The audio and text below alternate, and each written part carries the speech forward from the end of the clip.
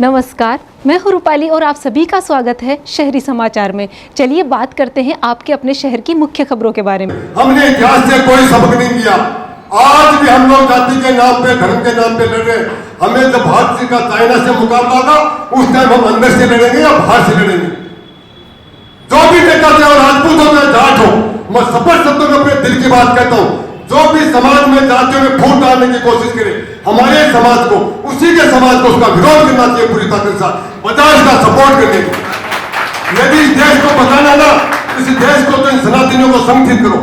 मैं चाहता हूँ जब मेरी मित्रता राजपूतों से हो सकती है तो नेताओं की क्यों नहीं हो सकती। आज इतने बड़ा महापुरुष, ये भी तो राज घराने में मौज कर सकते थे। इनके छोटे छोटे बच्चे, इनकी महारानी जंगलों में धक्के खाती फिरे। आपने हल्दी घाटी का नाम सुना था, लेकिन इन्होंने युवावस्था से लेकर मरते दम तक इन्होंने पहाड़ियों में दर्द की ठोकरें खाई थी, को खाने को रोटी नहीं दी है वो की। इनके छोटे छोटे बच्चे पहाड़ियों में किसके लिए? स्वाधीनता के लिए, राष्ट्र के लिए, देश के लिए। वो संघर्ष किसी को याद नहीं है कि उस आदमी ने, उस इंसान ने एक दिन कैसे निकाला था। खाली हल्दी घाटी का युद्ध याद है। अरे हल्दी घाटी का युद्ध तो चंद दिनों का होगा। उसने तो युवावस्था से लेकर मरा उस दिन तक, जिस दिन प्राण तक, उस दिन तक संघर्ष कर रहा था। स्वर्गीय हरिराम बहेड़ की स्मृति में निशुल्क नेत्र चिकित्सा शिविर संपन्न हुआ। हरिराम बहेड़ सेवा संस्थान के सौजन्य से स्वर्गीय हरिराम बहेड़ की 23वीं पुण्यतिथि पर गुरुवार को चौकड़ी का विश्राम भवन में निशुल्क नेत्र चिकित्सा शिविर आयोजित किया गया। संस्थान द्वारा स्वर्गीय बहेड़ की स्मृति में यह 9वां निशुल्क नेत्र चिकित्सा शिविर आयोजित किया गया। यह जानकारी देते हुए संस्था के श्री राम जोशी व जानकी प्रसाद इंदौरिया ने बताया कि विधायक राजेंद्र पारिक, पूर्व विधायक रतनलाल जलधारी व निवर्तमान सभापति जीवन खां ने स्वर्गीय बहेड़ की चित्र पर पुष्पांजलि अर्जित कर शिविर का शुभारंभ किया। शिविर में 102 रोगियों का पंजीकरण कर जांच एवं औषधि वितरित की गई। इनमें से चयनित 40 रोगियों का निशुल्क ऑपरेशन किया जाएगा। इस अवसर पर विधायक राजेंद्र पारिक ने कहा कि यह आयोजन श्रद्धांजलि एवं सेवा का अनुपम संगम है। बहेड़ जी ने अपने जीवन में निस्वार्थ भाव से समाज सेवा की है। कहा वे ग्रस्त संत थे। पूर्व विधायक रतनलाल जलधारी ने कहा कि हरिराम बहेड़ सेवा संस्थान द्वारा मानव सेवा के लिए किए गए कार्यों की जितनी प्रशंसा की जाए उतनी कम है। नेत्र चिकित्सा शिविर में वरिष्ठ नेत्र रोग विशेषज्ञ डॉक्टर नरेंद्र चौहान एवं उनकी अनुभवी टीम ने अपनी सेवाएं दी। श्रद्धांजलि सभा पुष्कर उपाध्याय, चित्रंजन सिंह राठौड़, जगदीश प्रसाद चौगड़िका, सुभाष मील, डॉक्टर अमित माथुर, सांवरमल बालाजी, भंवर सिंह बालापोता, डॉक्टर राजेश ऋषिका, सुभाष जोशी, मुरारी शुक्ला, सुशील अग्रवाल, राजेंद्र खंडेलवाल सहित काफी संख्या में शहर के गणमान्य लोगों ने भाग लिया। बहेड़ जी के परिवारजनों को, जो सेवा संस्थान है, उनके लोगों को तो प्रेरणा मिलती गई। उन लोगों द्वारा जो लाभान्वित होके गए, और जब कभी भी आमने सामने हुआ, तो उनके आंखों की जो कृतज्ञता का भाव जो था, वो हमेशा बहेड़ सेवा संस्थान को आगे बढ़ाता रहा। आपको आशीर्वाद मिला, और यही सारी चीजें हैं जो इंसान को कहीं 2 कदम आगे ले जाती है। बहेड़ जी के बारे में तो आप सब जानते हैं, आप सीकर के आसपास के लोग हैं, सब जानते हैं। मेरा अपना तजुर्बा, अपना अनुभव मुझे ये कहता है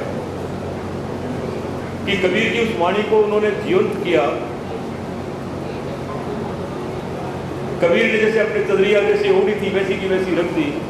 बहेड़ जी ने भी जो चदरिया ओढ़ी थी, उस चदरिया को बिना किसी लाग लपाट के, बिना किसी उसके वैसी की वैसी, ज्यों की त्यों धरदिनी चदरिया। और ये उन्हीं की प्रेरणा है कि आज उनका परिवार और परिवार के साथ जो लोग जुड़े हुए हैं, निश्चित रूप से मैं उन्हें भी इस बात के लिए बधाई दूंगा।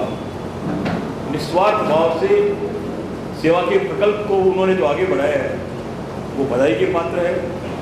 हरिराम जी बहेड़ के नाम को कौन नहीं जानता है। उन्होंने अपने जीवन में समाज सेवा का काम किया है, और उन्होंने रामलीला रंगमंच के 43 साल तक रावण का पाठ किया है, और उसके साथ ही वो एक मिलनसार राजस्थान राज्य भारत स्काउट व गाइड जिला मुख्यालय सीकर के तत्वाधान में आयोजित ग्रीष्मकालीन अभिरुचि कला कौशल शिविर के दौरान आज महाराणा प्रताप जयंती का आयोजन किया गया। अतिथियों के द्वारा महाराणा प्रताप के चित्र पर पुष्पहार पहनाकर एवं दीप प्रज्वलित किया गया। महेंद्र कुमार पारिक द्वारा देशभक्ति कविता से मंगलाचरण किया गया। शिविर का प्रतिवेदन एवं शाब्दिक स्वागत सीओ स्काउट बसंत कुमार लाटा के द्वारा किया गया। बालक बालिकाओं के द्वारा भाषण एवं कविताएं प्रस्तुत की गई। मनोज कुमार, जमनलाल एवं गोपाल लाल सेन के द्वारा देशभक्ति गीत प्रस्तुत किए गए, जिससे सभी संभागी झूम उठे। इस अवसर पर मुख्य वक्ता कल्याण सिंह नाथावत ने महाराणा के जीवन एवं कृतित्व व्यक्तित्व पर प्रकाश डाला व महाराणा प्रताप के जन्म दिवस पर सभी को शुभकामनाएं दी। सभी अभिरुचि शिविर के संभागियों को अपनी ओर से अल्पाहार करवाया। सहायक राज्य संगठन आयुक्त दामोदर प्रसाद शर्मा ने सभी संभागियों को महाराणा प्रताप के जीवन से सीख लेकर उनके पद चिन्हों पर चलने का आग्रह किया। दीनदयाल शर्मा ने भी अपने विचार प्रकट किए। बच्चों द्वारा महाराणा प्रताप के विभिन्न चित्र पेंटिंग के जरिए बच्चों द्वारा उकेरे गए और बहुत शानदार प्रस्तुतियां दी गई। महाराणा प्रताप का पोस्टर बनाओ प्रतियोगिता खुशी मनियार प्रथम, रिहान द्वितीय, आरती नायक तृतीय, कुमकुम पायल गुंजन व लक्ष्य ने कविता प्रस्तुत की। अनन्या सेनी ने भाषण दिया। महाराणा प्रताप के जीवन पर देशभक्ति नृत्य परी शर्मा, वैष्णवी शर्मा, जागृति नायक, खुशी सेनी ने प्रस्तुत किया। श्री राधा कृष्ण मारू राजकीय बालिका स्कूल में आयोजित इस अवसर पर दिनेश पुरोहित, प्रधानाचार्य निर्मला सुरोलिया, महेंद्र कुमार पारिक, डॉक्टर निकिता ढाका, मनोहर लाल, पवन कुमार, मोहनलता, बबीता शर्मा, रेखा शर्मा, विनोद कुमारी, कृष्णा नायक, चेतन मिश्रा, अतुल दाधीच, बजरंग लाल, अनिल कुमार, दिनेश सेनी, लखन बावरिया, दीनदयाल शर्मा सहित अनेक प्रशिक्षक दल के सदस्य मौजूद रहे। शहर के वार्ड नंबर 29 स्थित आदर्श विद्या मंदिर स्कूल में गुरुवार से 7 दिवसीय संगीतमय श्रीमद् भागवत कथा का आयोजन शुरू हुआ। भागवत कथा से पूर्व श्री कल्याण जी मंदिर बैंड बाजे के साथ भव्य कलश यात्रा निकाली गई। कलश यात्रा श्री राम अयोध्या धाम के कथावाचक मधुसूदन दास जी महाराज के सानिध्य में कल्याण जी के मंदिर से शुरू हुई, जो शीतला चौक, रानी सती रोड, माथुर बस्ती होते हुए कथा स्थल पहुंची। कलश यात्रा में सैकड़ों की संख्या में महिलाएं, पुरुष और शहरवासी मौजूद रहे।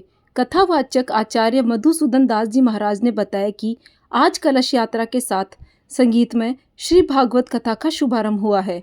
कथा का वाचन 29 मई से 4 जून तक दोपहर 1 बजे से शाम 5 बजे तक प्रतिदिन होगा। इसके साथ ही कथा वाचन के दौरान अलग अलग प्रसंग के अनुसार मनमोहक भगवान रूपी संजीव झांकियां भी सजाई जाएगी। वहीं कथा की पूर्णाहुति व प्रसाद वितरण का कार्यक्रम 5 जून को होगा। आज के लिए बस इतना ही। अब आपसे मुलाकात होगी कल शाम। तब तक स्वस्थ रहिए, खुश रहिए। नमस्कार।